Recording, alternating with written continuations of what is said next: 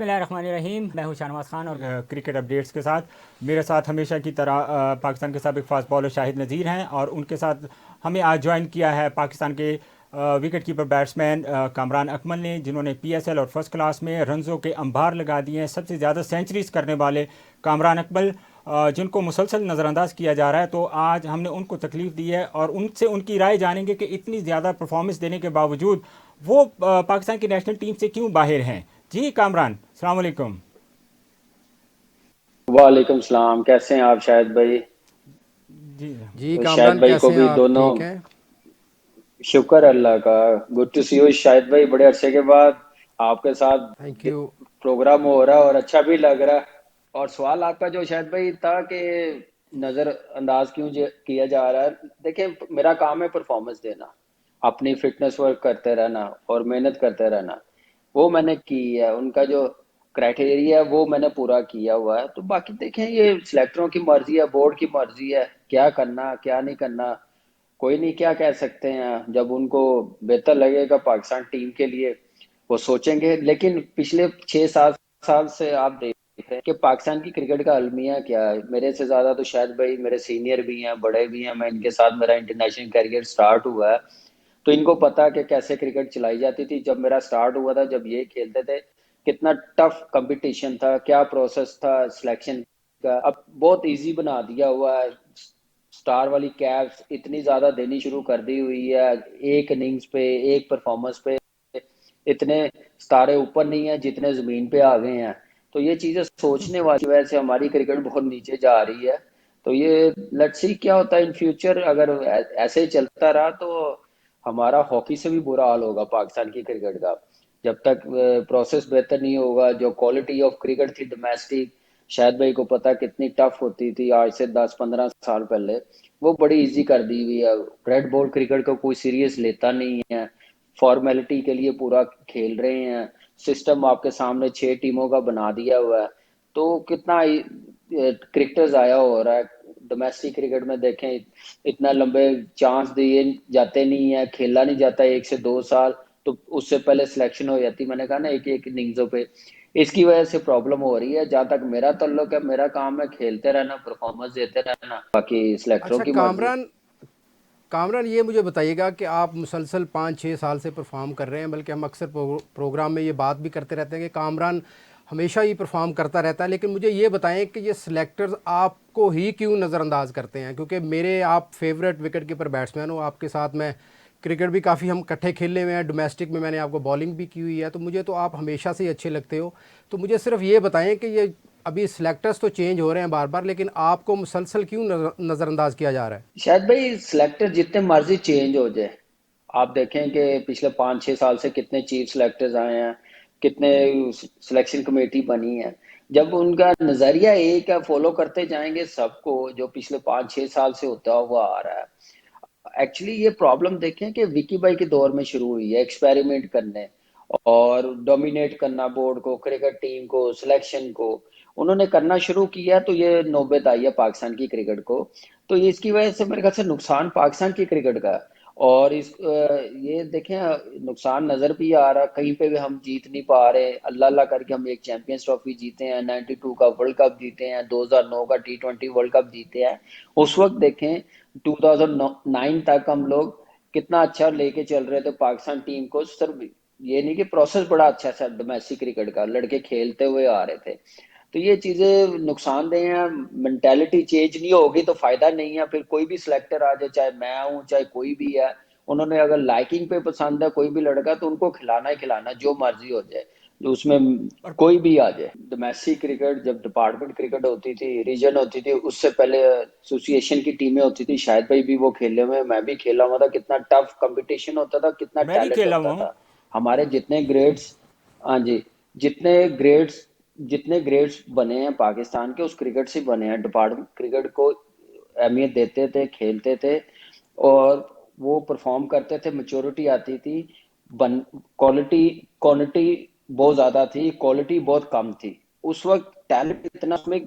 आप देख, मुझे याद है कि सलमान बट टेस्ट प्लेयर बन के आया था, लाहौर का मैच था मुल्तान के साथ। तो सलमान बट 12th मैन बना हुआ था। ये टैलेंट था वहां पे। और ऐसे ऐसी क्रिकेट खेली जा सकती थी। और डिपार्टमेंट क्रिकेट को डेफिनेटली क्रिकेटरों को संभालना है। आप शायद भाई मिसाल सामने है, हबीब बैंक से खेलते रहे हैं, इनको पता है कि कितनी टफ क्रिकेट होती थी। आजकल का जो सिस्टम ठीक है, पीसीबी ने बनाया है अपना, 6 टीमें बनाई हैं, वो जरूर करवाते, पहले भी करवाता था। रेक्टेंगुलर होता था, पाकिस्तान कप होता था, 5 टीमें होती थी, सिर्फ क्या है वही सिस्टम है, एक टीम ऐड कर दी हुई है।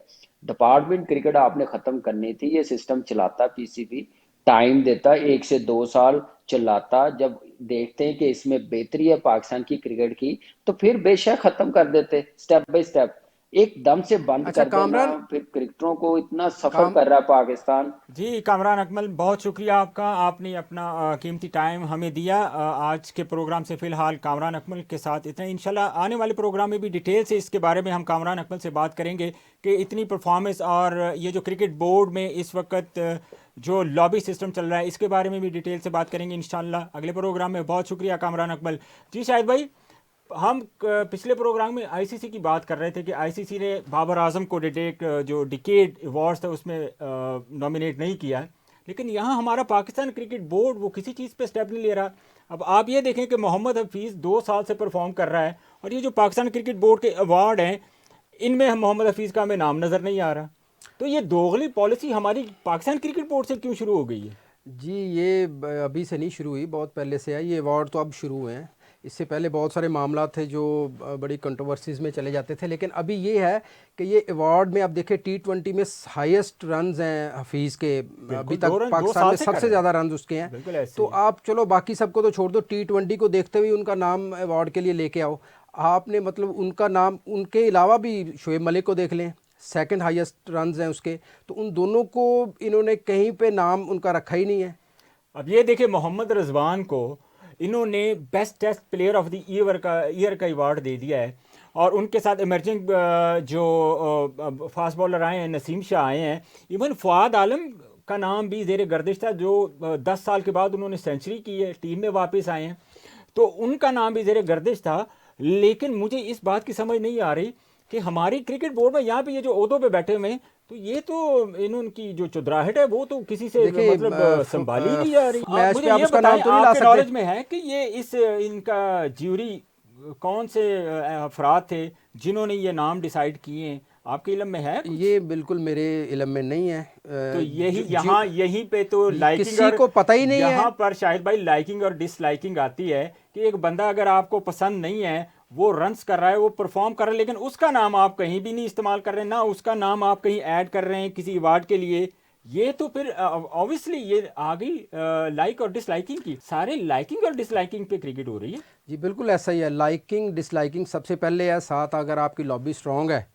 मतलब अभी देखेंगे इतने अरसे के बाद अगर फवाद आलम को लेके आए हैं तो उन्होंने ये नहीं किया कि फवाद आलम को भी लेके, आप देख लें सरफराज को देख लें, अब आजकल उनकी लॉबी नहीं है टीम में भी और सरफराज बाहर तो भी, तो वो बाहर ही बैठे रहेंगे। बाहर बैठे हैं। तो अगर आपकी लॉबी तगड़ी है वो आपको टीम में तो लाएंगे ही लाएंगे, साथ आपको मैचेस भी दिलाएंगे। अब जैसे कामरान अकमल ने पीएसएल में सबसे ज़्यादा सेंचुरीज की, सबसे ज़्यादा रन्स किए अभी तक फर्स्ट क्लास में, देखें वो रन्स उन्होंने बहुत ज़्यादा रन्स कर दिए कामरान अकमल, इसमें कोई दो राय नहीं है।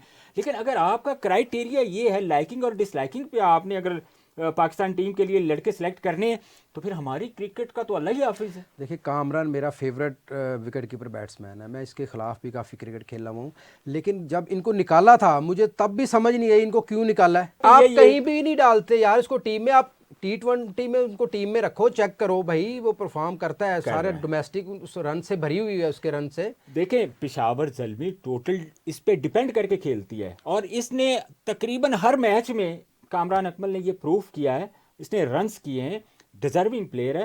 देखें अब दूसरे ममालिक के 38 40 साल की एज के लड़के जो हैं वो खेल रहे हैं क्योंकि वो परफॉर्म कर रहे हैं। हमारे यहाँ पे टोटल जो क्राइटेरिया है वो डिफरेंट है। अच्छा मैं हैरान हूँ, मिसबा की लाइकिंग में भी आई है कामरान अकमल। सर मिसबा तो टीम कर ही नहीं रहा, मैं वही कह रहा हूँ कि ये उनकी लाइकिंग में भी है। और कामरान अकमल ने एक इशारा दिया है कि जब से विक्की भाई कोच हैं तो मामला इस तरह के हो गए, तो ये हर प्लेयर अगर उनके साथ जो लड़का उनके साथ रहा हुआ है मेरे समेत, कोई भी उनसे खुश नहीं है। बोर्ड ने लास्ट टाइम जब विकी भाई को निकाला था टीम के साथ से तो बहुत सारी इस तरह की कंप्लेंट्स थी। आप फिर बार बार आप लेके आओ, लेकिन कम से कम वो चीज़ों में फ़र्क तो पड़े। नहीं, फ़र्क इसलिए, एक बंदे की नेचर आप कैसे चेंज कर सकते हैं? हर बंदा वकार यूनुस की वजह से ये कह रहा है कि मुझे क्यों निकाला। हाँ, ठीक है, ये तो वही हो गया। वो वही हो गया ना, वो एक मुझे क्यों निकाला? सियासी नारा है, मुझे क्यों निकाला। हाँ। तो अब प्रॉब्लम ये है कि उनको भी जिस तरह उन साहब को हम लोगों ने मतलब यहाँ पे पता चला कि आपको क्यों निकाला, तो कहने का मतलब वकारी यूनुस साहब को भी बता देना चाहिए कि वकारी यूनुस को क्यों निकाला है। अभी एक अथेंटिक रीज़न सबके पास है, एक जेन्युइन मसाइल है हमारे प्लेयर्स के साथ।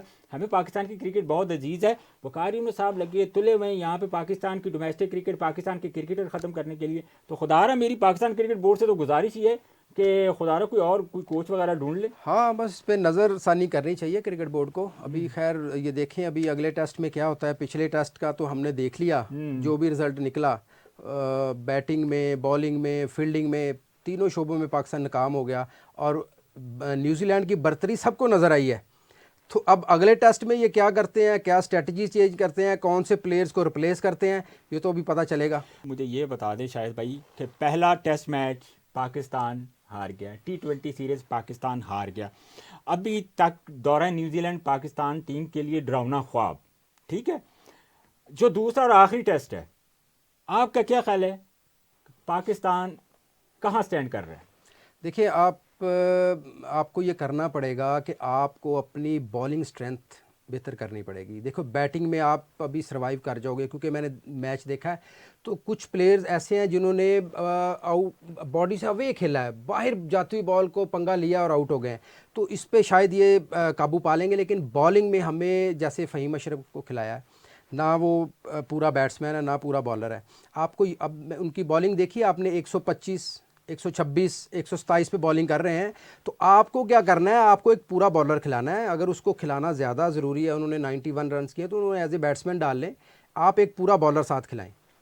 जी बहुत शुक्रिया शाहिद भाई, आज के प्रोग्राम से फ़िलहाल इतना ही।